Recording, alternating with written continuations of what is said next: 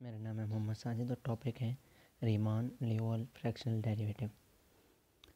हम Riemann लीवाल fractional integral से इसको सॉल्व करेंगे। हम इंटीग्रल लेंगे, ये जो रीमान इंटीग्रल लिया हुआ है, रीमान इंटीग्रल लिया हुआ है और इसमें हम वैल्यू पुट कर इसका हम डेरिवेटिव लेंगे, इस इंटीग्रल का डेरिवेटिव लेंगे। जब हम इस इंटीग्रल का डेरिवेटिव लेंगे और वो भी अन टाइम, जब इंटीग्रल का डेरिवेटिव लेंगे अन टाइम तो हमारे पास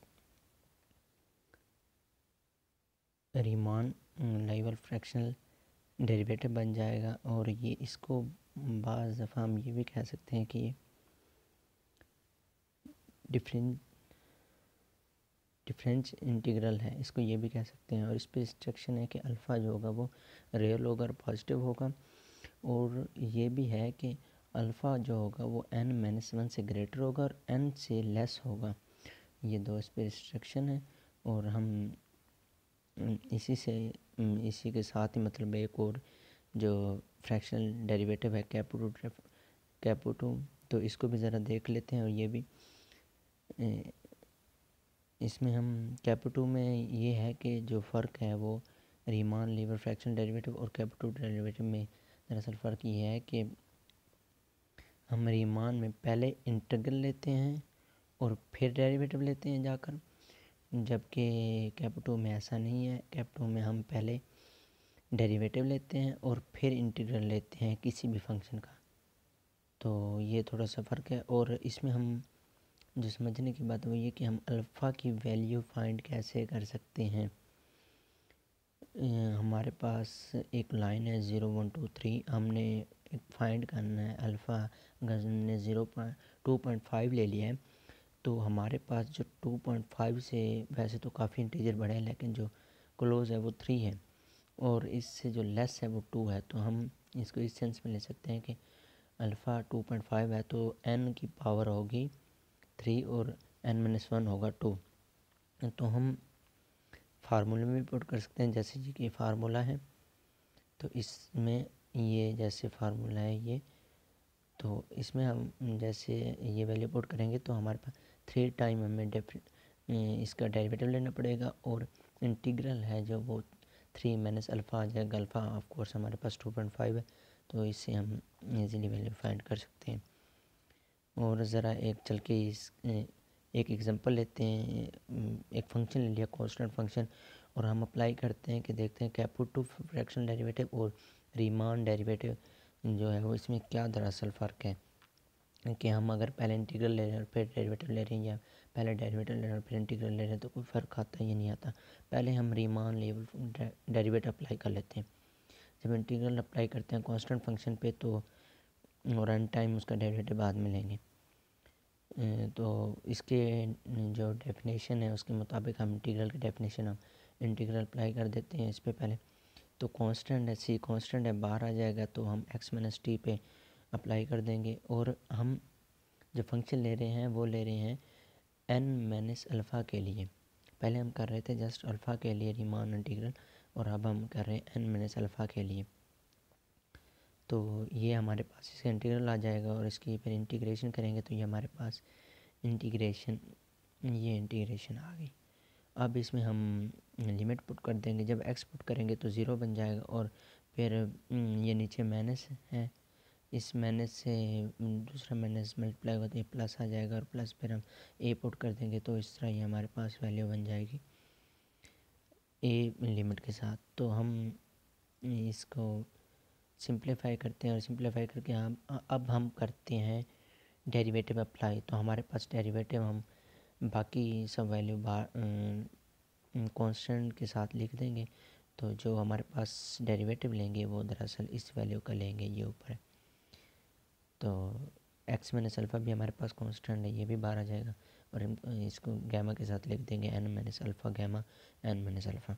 और ऊपर से कांस्टेंट आ गए तो हम दूसरी टर्म का डेरिवेटिव ले लेंगे एन टाइम। अब हमें पता है कि ये गैमा की प्रॉपर्टी है कि हम अगर इस तरह n minus alpha gamma n minus alpha है तो इसके साथ plus gamma 1 plus n minus alpha इस तरह लिख सकते हैं।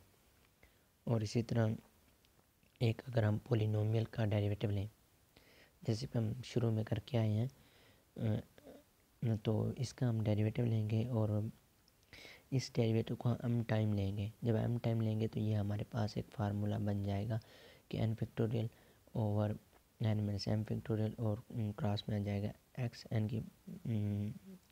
n minus m। तो हमारे पास हम दरअसल ये कर रहे हैं इसका डेरिवेटिव, इसकी डेरिवेटिव जो वैल्यू बनेगी उसके लिए।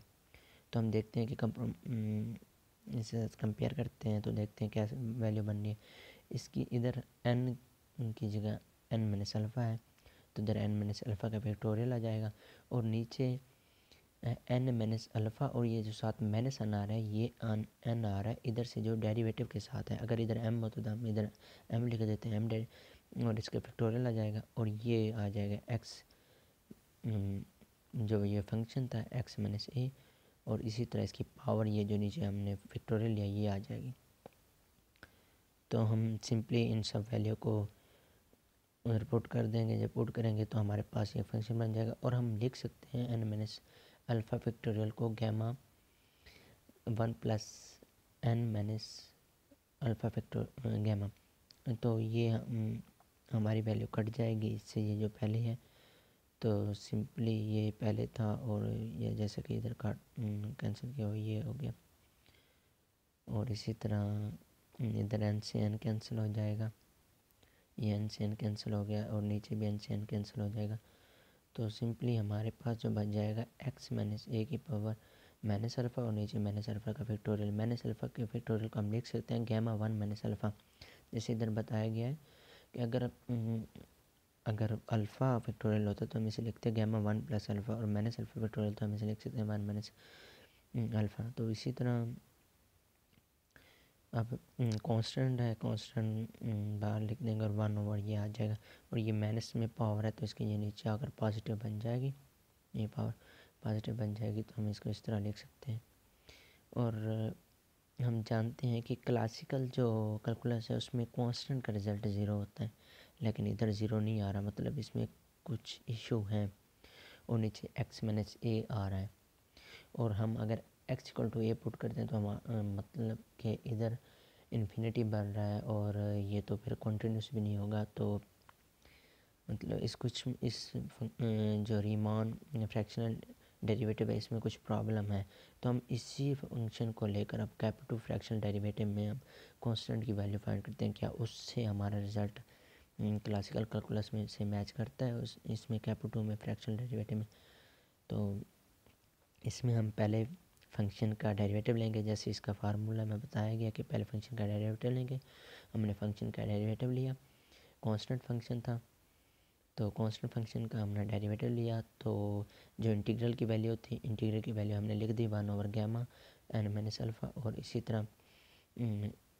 इसी तरह इसकी लिमिट लग दी a to x minus T, और ये हमारे पास वैल्यू आ गई। और जो हमने ले लिया डेरिवेटिव n टाइम c का ले लिया जो कांस्टेंट है। कांस्टेंट का जब भी डेरिवेटिव लेंगे तो ऑफ कोर्स ज़ीरो आएगा, तो ज़ीरो आ गया, और इस ज़ीरो की वजह से सब होल वैल्यू ज़ीरो हो गई। तो ये हमारा रिज़ल्ट, मतलब कांस्टेंट का हमने डेरिवेटिव लिया और कैपिटल फ्रैक्शनल डेरिवेटिव अप्लाई किया, तो ये हमारे पास ज़ीरो आ गया। तो ये रिज़ल्ट क्लासिकल कैलकुलस से मैच कर रहा है। तो हम अब कैपिटल ही को लेकर आगे चलेंगे, जिससे हमारे कैलकुलस जो क्लासिकल कैलकुलस रिज़ल्ट भी मैच हो रहे हैं और फ्रैक्शनल में भी। तो अब एक और एग्जांपल ले लेते हैं पॉलिनोमियल की, या ऐसी x माइनस, ये हमने एग्जांपल ली x की पावर बीटा, और बीटा पे रिस्ट्रिक्शन है कि वो -1 से ग्रेटर है। तो इस तरह हम इस पर जब डेरिवेटिव अप्लाई करते हैं तो हमारे पास आ जाएगा। हम इसको dt में भी ले जा सकते हैं, जैसे कि ऑपरेटर dt है तो dt में लेकर जाएंगे और इसका n टाइम डेरिवेटिव लेंगे।